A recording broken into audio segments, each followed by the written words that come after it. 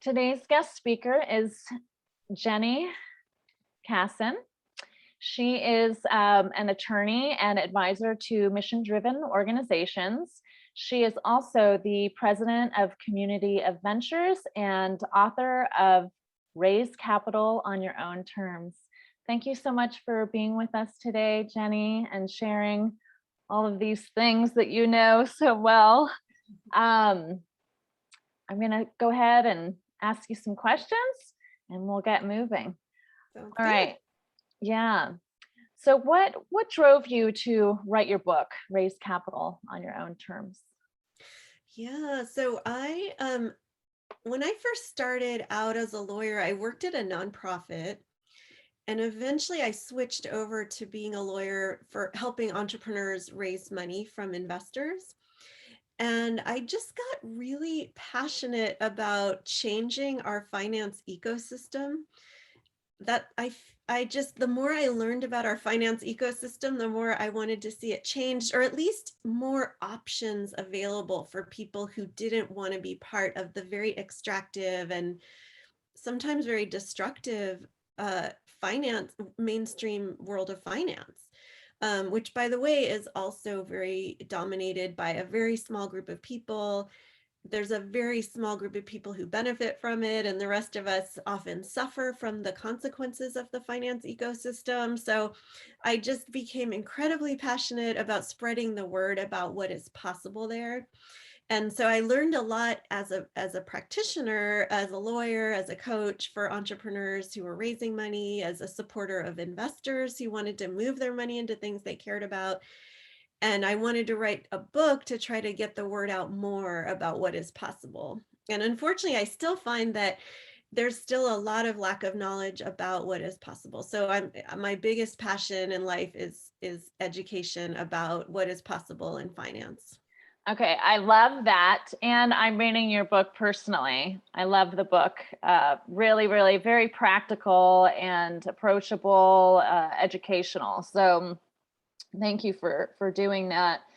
In the book, you talk about the importance of identifying our values and our goals. Can you speak a little bit more to that, like why it's important for people and organizations to be clear about their values and goals?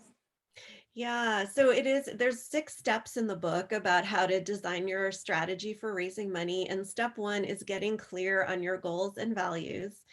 And the reason I make that step 1 is because I do believe that you want to, no matter what you're doing in life, you want to be clear on that stuff.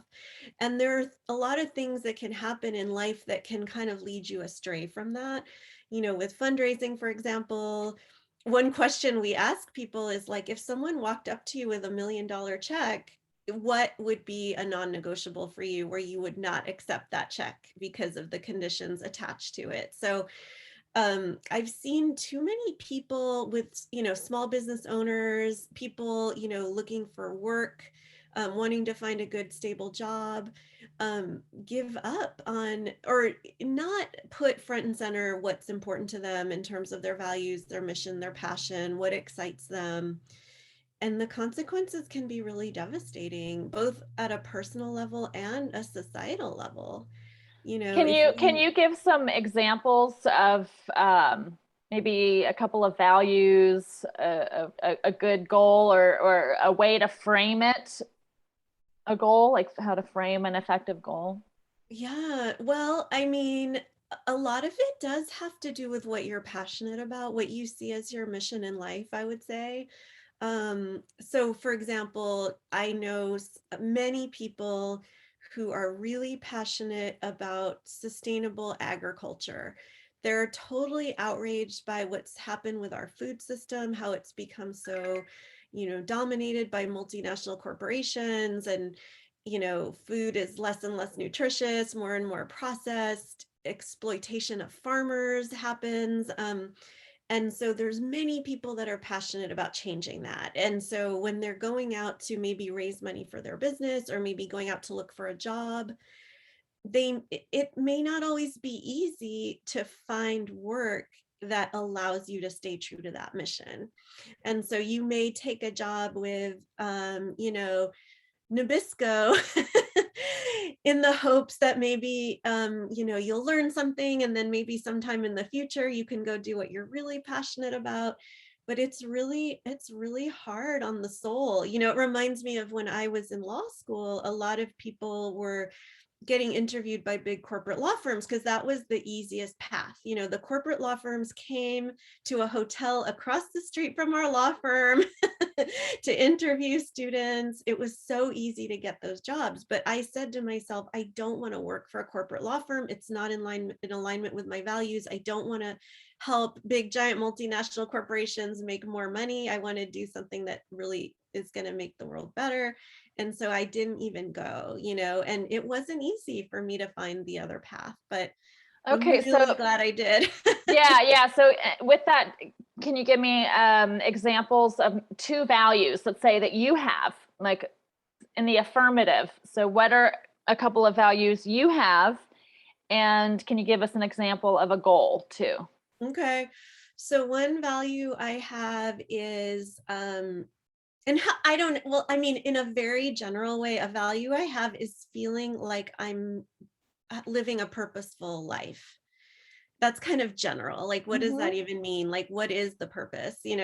But Life purpose, serving the greater good. Okay, exactly, that could yeah, be a way to frame a value. yes. And that makes me really happy and makes me feel really good. So in a way, it's almost a value and a goal, because my goal is to be happy. What is the purpose of life other than to be happy and feel fulfilled and feel good? And so what does make me happy is to feel like I'm making a difference in the world that's positive, that I'm interacting with other people that are also wanting to do that. That's a huge part of it. To me, human connection is really, really important.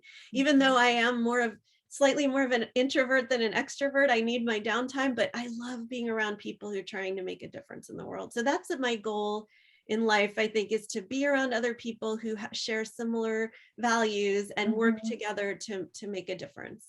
Thank you. And you're talking about a very human experience and a human value, human goal. At the same time, you're educating people about money and how to bring more money into their space. So you're bringing the two things together. I just want to explicitly call that out. And then if you were to leave one tip or message to those listening to this about identifying their own values and goals, what would that be? Yeah, I would say to just be really, really honest about what is important to you. And you may not always know. A lot of people, when they're first starting out in their careers, or, working on starting a business, they may not be totally clear what's important to them, but just keep listening, which is why mindfulness is so important, because that's an opportunity to slow down and be still and just listen to your heart and take it really seriously. It's so easy to get those messages that appeal to our head, like, you got to get this job so that you can make good money, so that you can, you know, stay housed, put food on the table. And obviously that's important, but be realistic. There are many, many ways to fulfill your material needs, but your spiritual needs, your needs to feel good about yourself, to be happy in life, is so important. I mean, you could have so much money and be so miserable. So Mhm. just really stay true to that, listen to that, adapt as you learn more about what you love. I've had some jobs that I thought I would love because they sounded good on paper, and Mm. I didn't love them. I found myself falling asleep at my desk every day. So I listened to that and I was like, what is it that doesn't thrill me about this job? And let's try something else and see if that thrills me. Okay, great. I want to recap on what I hear you saying and add to that. In the beginning of your answer, you talked about connecting with that love piece, that thing that you care about, and often, particularly in the Western culture, people are divorced from their feelings, from what they really care about. Um, and so it's very hard to connect with that. And the mindfulness meditation helps us connect with that. And what's also important is to have that balance, right?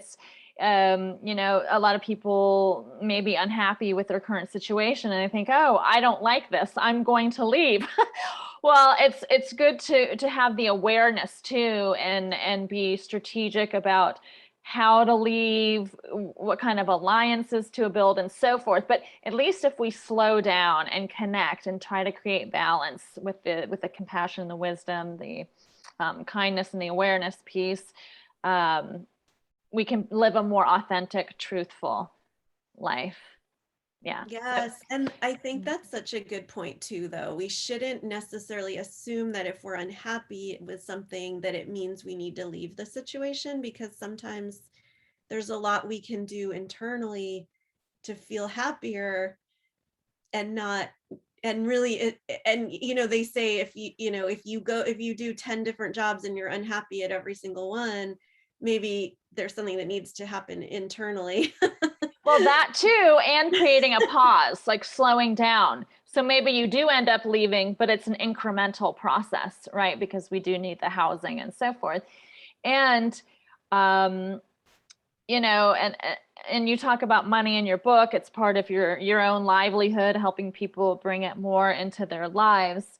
So, you know, corporate life, some corporations are kind of bad and some aren't. So how can you be authentic in whatever work environment you're in, and do what you can to serve the greatest good? So whatever's in alignment with your values and your goals. All right. So thank you. I want to respect your time. How can people learn more about you, your book, what you're doing? Yes, well, I have a ton of information on my website, which is just jennykassan.com. Lots of free resources for people who want to learn more. There is a page on there where you can download some free chapters of my book. And your book's on Amazon. It's anywhere you buy books. That makes a lot of sense. And you have your company is also listed, that you run is also listed on the Jenny Kassan website, correct? Yes, I mean, my main company is a law firm slash consulting slash coaching firm for entrepreneurs, but we have other resources too. Like we have a group of investors called Angels of Main Street.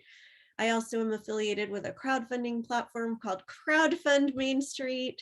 So we're trying to build a whole ecosystem to support finance becoming more regenerative, sustainable, healthy, mindful. I loving. love it. I love it. I love it. And you're on LinkedIn, right? Yes. All the social media. Yes. Okay. Excellent. Thank you again, Jenny. Thank you.